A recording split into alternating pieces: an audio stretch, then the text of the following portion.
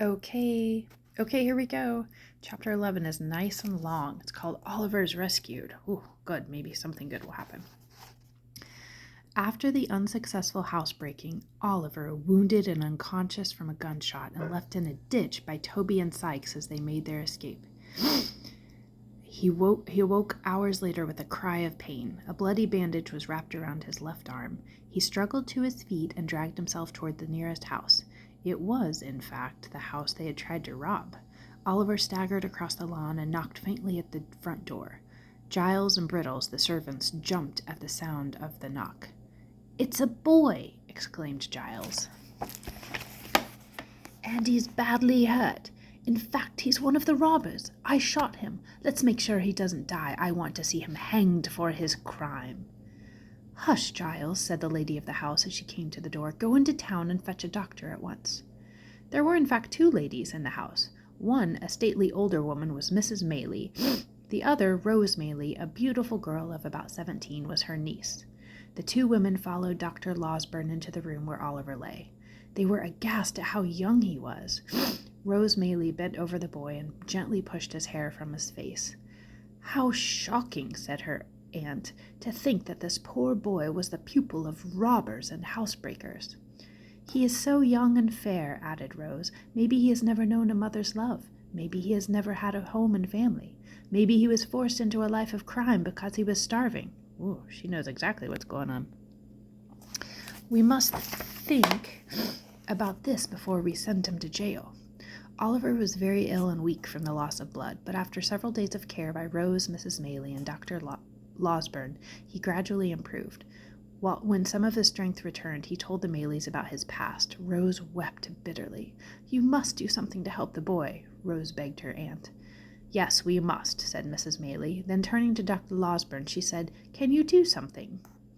"Well, perhaps if we can convince the servants that they were mistaken when they identified the boy, we can save him when the police come."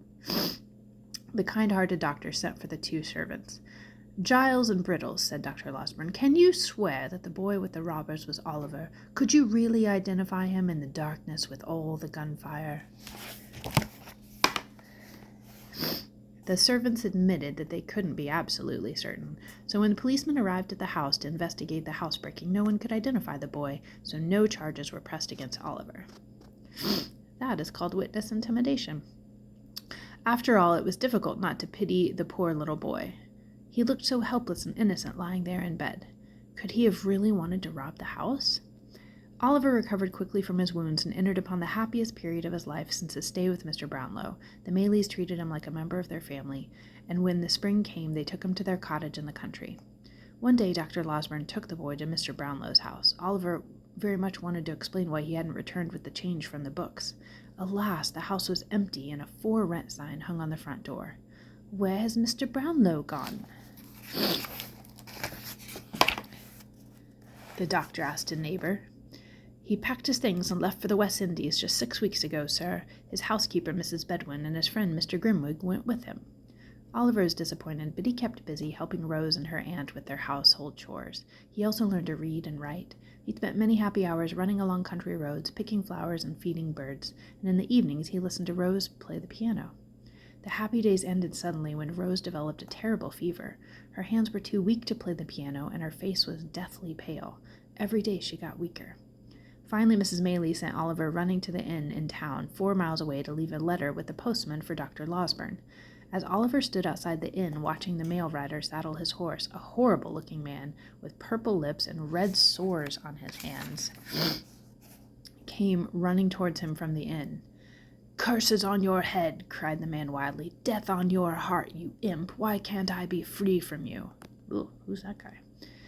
When the man came out at Oliver with his fists raised, Oliver turned on his heels and raced away.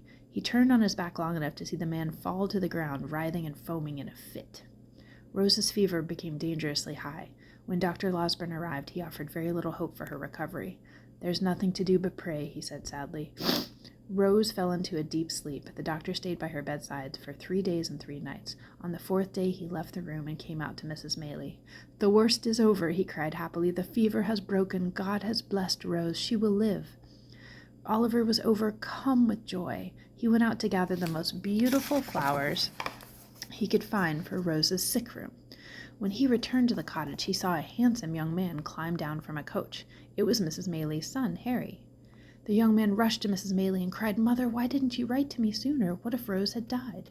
"You know why I waited, Harry. If a rich and successful man marries a lady upon whose name there is a stain because the story of her birth is doubtful, he will be sorry later in life." Ooh, sounds like there's a whole story there. "I love you, my son, and I love Rose too dearly, but evil people will not let you forget her past, even though it is not her fault." Oh, it sounds like Rose has some secrets in her past, but Harry wants to marry her. "But evil people will not let you forget her past, even though it is not her fault, and Rose too will suffer because you will turn against her." "I would never turn against Rose," cried Harry angrily. "She is my life and my happiness. Let her decide if she wants me, Mother." Sometimes back in the day, cousins married each other all the time. We don't do that here. Mrs. Maylie agreed that Harry would be permitted to see Rose as soon as she was well enough to leave the room. The following evening, as Oliver sat on the front porch, half awake, half dozing, Fagin's face flashed in front of him. "Come away, my boy," said the voice of Fagin. Then another man appeared with Fagin, the horrible-looking man who tried to attack Oliver outside the inn. In an instant, the two men were gone, and Oliver leaped into the garden, screaming for help. Harry Maylie knew Oliver's history and understood his fright. He and Giles combed the hedges, the ditches, and the footpaths, but there was not even a trace of footsteps. "It must have been a dream, Oliver," said Harry when they returned. "No, it was really Fagin," the boy insisted. "Fagin and the man who cursed me when I went to post the letter to Dr. Losborne." The search continued, but no luck. All right, that was a nice long one today. I'm so glad he's got a little bit of happiness, although I'm kind of worried about those two guys back there. Okay, next chapter is called A Love Story. Oh, Cassidy's favorite.